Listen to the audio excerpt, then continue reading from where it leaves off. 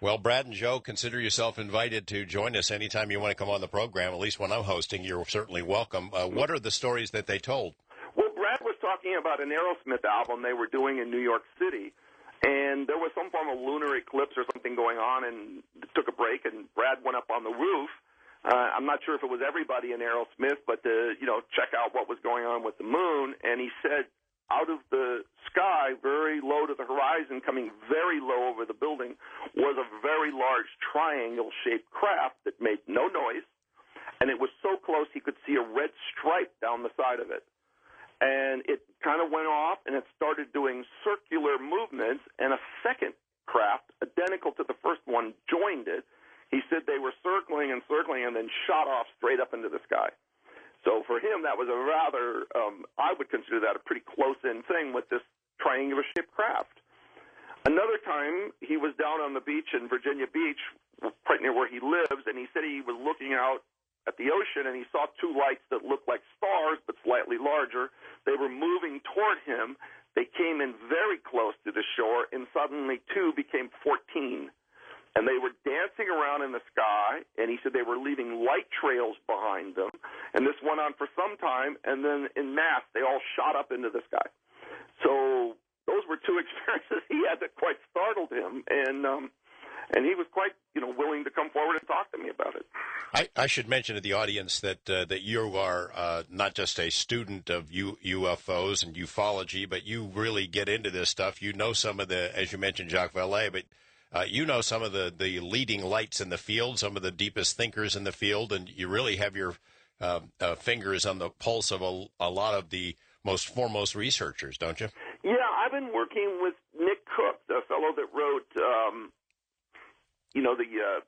Search for Zero Point? Search for Zero Point Energy, and John Stoller, and we've been working over a year and a half on a documentary on psychic Ingo Swann and his entire life and as an artist and as a remote viewer and what he did to the program. And through that, I've met, everybody from John Alexander to Kit Green, Hal Puthoff, Jacques Vallée. I mean, it's, I was able to interview all of them to get their take on everything, spend a lot of time with them, and we've become really good friends. So I feel like I have a good handle on the scientific side, and these are real people with real science in mind, and they have a very open mind, and I know you've had them on as guests, but this has been very helpful, and then a lot of the information that I might learn from them, I will impart back to my rock star friends, and so they'll say, well, what do you hear? What's going on? Like Steve Lukather from Toto or Stephen Perkins from Jane's Addiction, they're always asking me what's the latest update, on anything that I might hear in the world that I'm hanging in. You're going to have to organize some sort of a private conference, rock stars meet UFO scientists or something. Yeah, I got to tell you, one of the best photos I've ever seen, and I don't mean to out him. There's going to be probably a lot of people bothering him now, but there's a guitar player named Eric Johnson from Austin, Texas, and they were in their tour bus, and the tour manager, 8 o'clock in the morning, came outside the bus, and there was a rather large UFO right over the top of the bus, and he took a picture of it. And Eric showed me this picture of this UFO above the tour bus, and it just absolutely floored me. I mean, it was one of the best shots I'd ever seen, and it was in the daytime. So and he's I keep never trying to get him to use it as an album cover. Yeah, or at least put it online, let everybody else see it. Yeah. So. Oh my gosh. Well, we got a long list of stars. I want to hear their UFO stories. Hendrix, Clapton, is he on? I know you photographed him. I just didn't know if he had a UFO story. No, I'm not with Eric. I mean, I haven't had that close, intimate relationship. Jeff Beck's been a really good friend of mine for a very long time, and I remember one time going to his house and saw a Richard Hoagland book, and that kind of opened the door right there. And he had a really big interest on what was going on in Mars. And all right, hold that thought. Hold that thought. Robert Knight is my guest, talking about rock stars and UFOs. We'll get into some more examples and stories from some of the biggest names in music right after this on Coast to Coast AM. We're talking with Robert Knight, a photographer who's come to know a lot of these big rock stars, including Jimi Hendrix, Jeff Beck, Stevie Ray Vaughn, Slash, and it's a long, long list of these guys with an interest in UFOs. But it expands beyond just ETs and flying saucers. The story about what happened on Stevie Ray Vaughn's last night and the final photographs taken of him, which were taken by Robert Knight, is a fascinating one. We'll get into that when we come back here on Coast to Coast AM. Rock photographer Robert Knight is my guest. Robert, I just had a thought during the break that maybe these aliens are coming here because they like rock music. I mean, maybe that's part of the draw.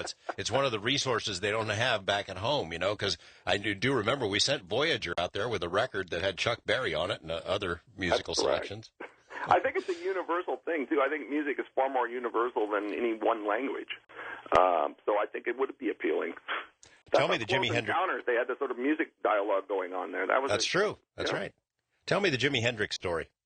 Well, you know, I'd actually seen a UFO as a kid in Hawaii, and I was very interested in it. And Jimi Hendrix's albums contained lyrics that indicated that, you know, he talked like he was from another planet and another place and talking about ships in the sky and everything. And as it turned out, he spent a bit of time in Hawaii when they were making the movie Rainbow Bridge, and he actually had seen some UFO sightings up in Haleakala Crater while they were filming. But I brought up the topic to him, and a lot of things that Jimmy said to me I never really understood until years later. And it wasn't like he was out of it or anything, but sometimes he's spoken about things that you really didn't understand. But he kind of felt like maybe he wasn't from this planet. He actually felt he was from another world sometimes. And I think a lot of musicians think that might have been the case since he played like nobody in this world.